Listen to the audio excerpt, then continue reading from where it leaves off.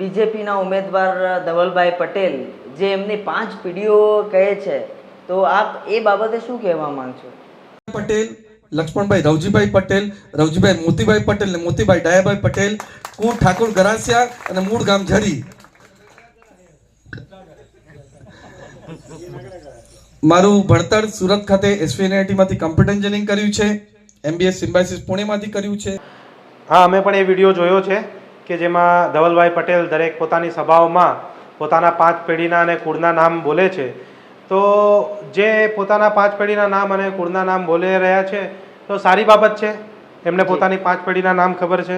અમે પણ 7 પેઢીના નામ બોલી શકીએ છીએ, પણ અમે આવા નામો બોલવા માંગતા નથી, કેમ કે એનાથી લોકોને કે વોટર્સોને કોઈ ફાયદો જણાય એવું અમારે લાગતું નથી.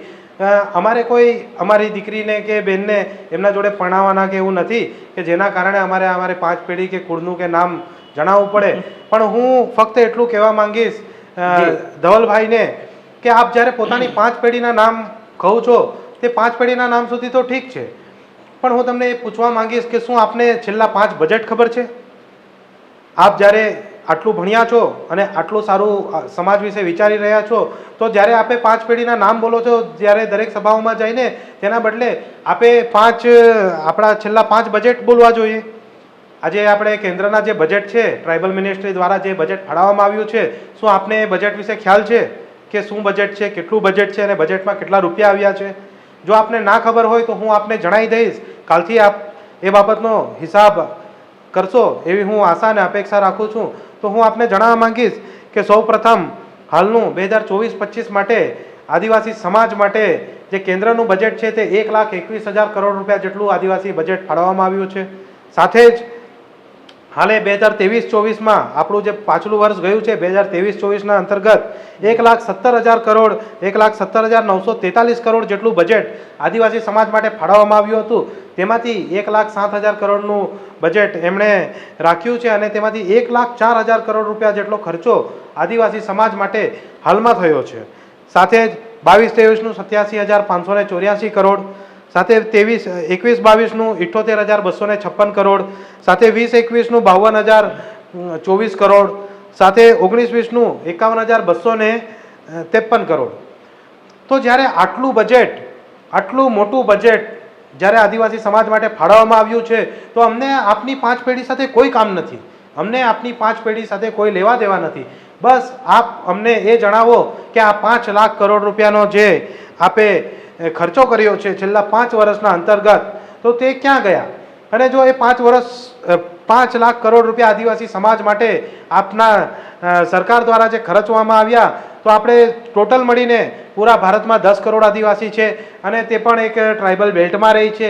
શું આટલા રૂપિયા ખર્ચીને પણ આદિવાસી સમાજ ઉપર ના આવ્યો તે આપે આપની ચોપડીમાં નોંધ્યું છે? શું આપને એ વસ્તુ દેખાયું? હું આપને કહેવા માંગીશ કે જ્યારે આદિવાસી સમાજના પૈસાઓનો દુરુપયોગ થતો હતો ત્યારે આપ કેમ ના બોલ્યા? આજે આપણને જ્યારે હાલમાં 1,17,000 કરોડ 17,943 કરોડ 2023-24ના જે ફંડ આપવામાં આવ્યો હતો, તેમાંથી 10,000 કરોડ તો ભારતમાલા માટે નાખવામાં આવ્યો છે. એટલે કે આદિવાસીઓના જ પૈસાથી આદિવાસીની જમીન લો અને તેનાથી આદિવાસીઓને જ વિસ્થાપિત કરો. આ જે સરકારની નીતિ છે તેના અમે ખિલાફ છે અને ક્યાંક ને ક્યાંક એ વસ્તુના અમે વિરોધી છો. તો આપ પણ હવે પછીના દરેક આપની સભામાં પોતાની 5 પેઢીના નામ બોલવાના બદલે 5 બજેટ વિશે આપ વાત કરશો એવી અમે આપના પાસે આશા અને અપેક્ષા રાખીએ છીએ. બાકી અમે આપને બેસ્ટ ઓફ લક કહીએ છીએ. કોંગ્રેચ્યુલેશન, આપને એક રાષ્ટ્રવાદી પાર્ટી તરફથી ટિકિટ મળી અને આપ ઉમેદવાર તરીકે છો, તો તે બાબત અમને અમારા માટે બી ગર્વ લેવા સમાન છે કે આટલા મોટા નેતા હોવા છતાં અહીં મોટા માથાઓ પડ્યા હતા.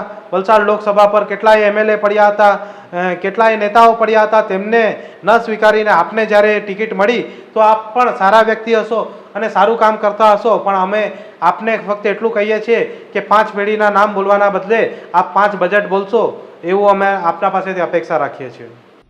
ડિસિઝન ન્યૂઝના બીજા વિડીયો જોવા માટે ચેનલ સબસ્ક્રાઇબ કરો અને બેલ આઇકન બટન પર જઈ ક્લિક કરો.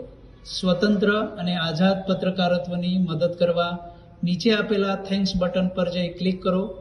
મદદની કિંમત નિશ્ચિત કરો અને ડિસિઝન ન્યૂઝની આ સફરમાં અમારા સાથી બનો.